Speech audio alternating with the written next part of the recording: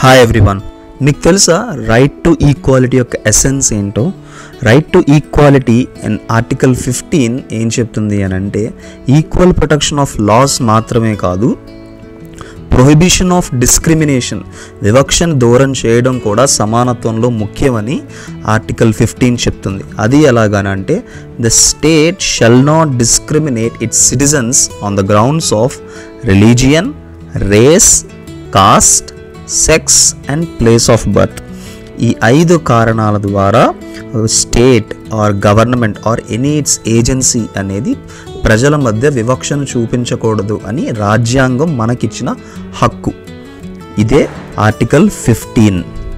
అలాగే ఆర్టికల్ 15 ఇంకొక విధంగా కూడా చెప్తుంది, మనం ఒక సిటిజన్కి షాప్స్ కానీ, పబ్లిక్ రెస్టారెంట్స్ కానీ, హోటల్స్ కానీ, పబ్లిక్ ఎంటర్టైన్మెంట్ కానీ ఎక్కడా కూడా ఒక సిటిజన్ని ఈ పైన చెప్పిన కారణాల ద్వారా వివక్ష చూపించకూడదు.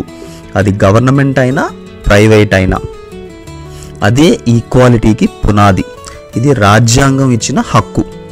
అలాగే కాన్స్టిట్యూషన్ ఇంకా డీటెయిల్డ్గా చెప్తుంది. Article 15 clause 2A public wells, tanks, roads, bathing ghats, ఇవి ఏవైతే కామన్ పబ్లిక్ యూజ్ చేసే ఇన్ఫ్రాస్ట్రక్చర్ ఉంటుందో అవి ఎవ్వరికీ కూడా వివక్ష చూపకుండా అందరికీ సమానంగా ఉండాలి అని చెప్తుంది. అలాగే ఇక్కడ మనం తెలుసుకోవాల్సింది 2 విషయాలు గమనించాలి. ఈ హక్కులు అనేవి కేవలం ఇండియన్ సిటిజన్స్కే వర్తిస్తాయి. ఆర్టికల్ 15 ఇచ్చిన ప్రొటెక్షన్ ఓన్లీ ఇండియన్ సిటిజన్స్. అలాగే ఇంకొకటి ఏంటి అని అంటే, ఈ డిస్క్రిమినేషన్ అనేది నెగిటివ్ సెన్స్లో మాత్రమే యూజ్ చేయవచ్చు.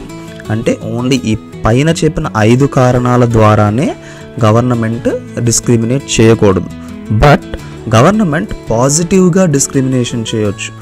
ఉమెన్ వెల్ఫేర్ కానీ, చిల్డ్రన్ వెల్ఫేర్ కానీ, ఎవరికైనా వెల్ఫేర్ చేయాలనుకున్నప్పుడు గవర్నమెంట్ యాక్షన్ తీసుకోవచ్చు. Positive discrimination state can do, but negative discrimination state cannot do.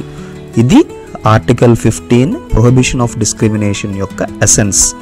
ఇదే రైట్ టు ఈక్వాలిటీ యొక్క మూల సిద్ధాంతం.